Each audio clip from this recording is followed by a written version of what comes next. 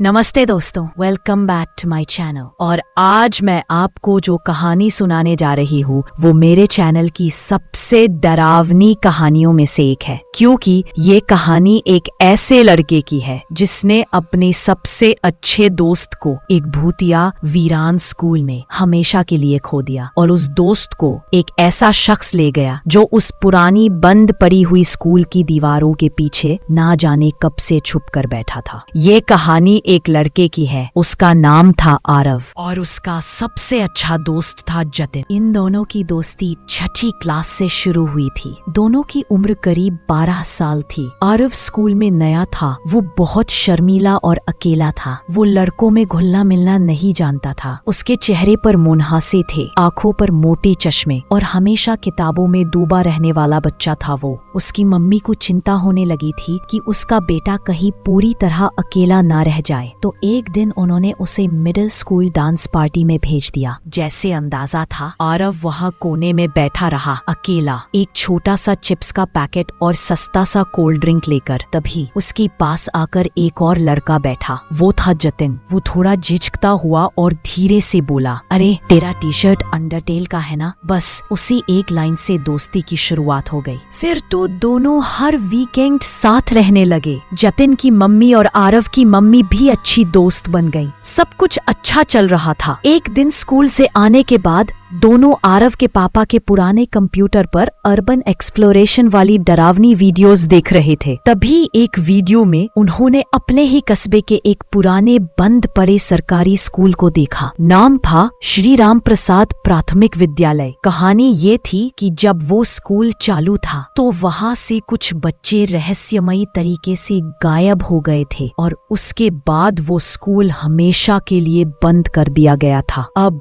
जाहिर सी बात है, 12 साल के बच्चों के लिए इससे ज्यादा रोमांचक और क्या हो सकता था। उन्होंने तय कर लिया कि वो खुद वहाँ जाएंगे और कुछ ऐसा ढूंढेंगे जो शायद किसी और ने ना देखा हो। अगले ही हफ्ते उन्होंने अपना प्लान बना लिया। माँ बाप से झूठ बोल दिया कि स्कूल के बाद मेन रोड के ढाबे पर खाने जा रहे हैं। असल में वो स्कूल के पीछे वाले जंगल से होते हुए उस वीरान स्कूल तक जाने वाले थे। उनके पास था एक बैग जिसमें टॉर्च, एक्स्ट्रा बैटरी, कुछ स्नैक्स और पानी की बोतलें थी। स्कूल की छुट्टी होते ही दोनों चुपके से निकल लिए। छोटे शहर का फायदा यही था, कोई ज्यादा ध्यान नहीं देता। जैसे ही जंगल शुरू हुआ, दोनों एक दूसरे को डराने के लिए अजीब अजीब आवाजें निकालने लगे। पर अजीब बात ये थी, वहाँ एक भी जानवर नहीं दिखा, ना कोई गिलहरी, ना कोई पक्षी। रास्ते में उन्हें एक पुराना टूटा हुआ डियर स्टैंड दिखा। जतिन मजाक मजाक में उस पर चढ़ गया और ऊपर से देखकर बोला, अरे आरव, यहाँ से तो स्कूल साफ साफ दिख रहा है, और ये देख, दूर बच्चों की बसें भी दिख रही हैं। वो वहाँ से एक पुरानी दूरबीन भी उठा लाया और उसे अपने नए खजाने की तरह बैग में डाल लिया। आखिरकार वो स्कूल आ ही गया, श्री राम प्रसाद प्राथमिक विद्यालय। जंग लगे दरवाजे, दीवारों पर बेले, अंदर हर तरफ सन्नाटा। खिड़की से झांक कर देखा तो फर्श पर गिरी हुई अलमारियां,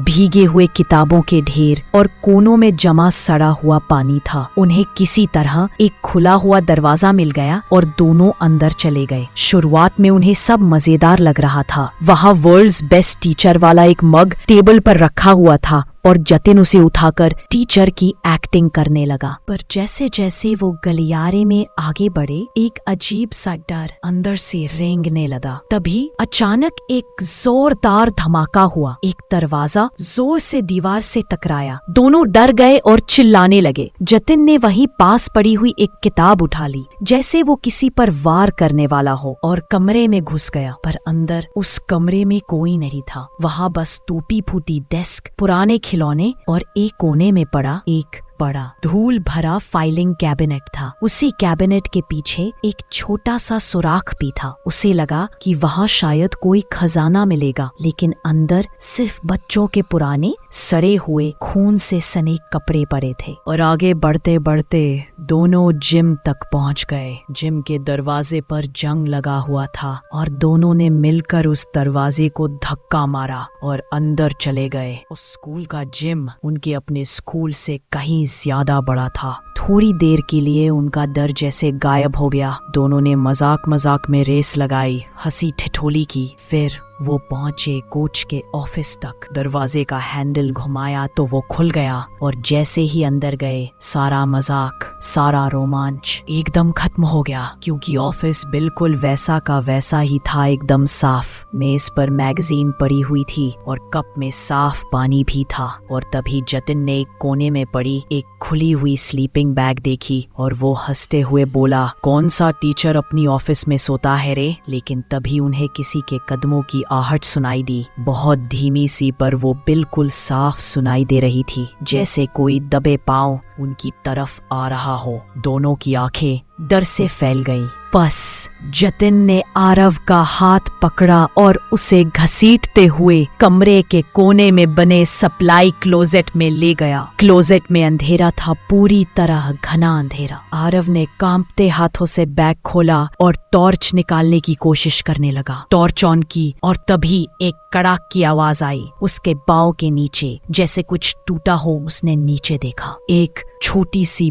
बच्चे की हड्डी थी और फिर उसके साइड में एक सड़ा हुआ खून से सना बच्चे का शरीर था। उसके चेहरे की चमड़ी सड़ी हुई थी और हड्डियां जैसे बाहर झांक रही हो। उसकी आंखें जैसे आरव को घूर रही हो। ये सब देखकर आरव की चीख निकल गई। जतिन ने उसे हिलाकर चुप करवाने की कोशिश की और तभी दरवाजे पर जोरदार धमाके की आवाज सुनाई दी और किसी के भारी कदमों की आवाज भी। जतिन ने जैसे तैसे दरवाजा खोला और सामने वो खड़ा था, एक लंबा भयंकर आदमी, पर उसका चेहरा धुंधला था, इंसानी नहीं था, वो जानवर जैसा लग रहा था। तभी वो चिल्लाया एक भयानक जानवरों जैसी कुर्राहट में। दोनों दोस्त वहां से भाग निकले, पर तभी जतिन गिर गया। उसके पैर से खून बह रहा था, एक जंग लगा कील उसके जूते के आर पार हो गया था। आरव डर के मारे जड़ हो गया था। वो आदमी जतिन के पास पहुंचा,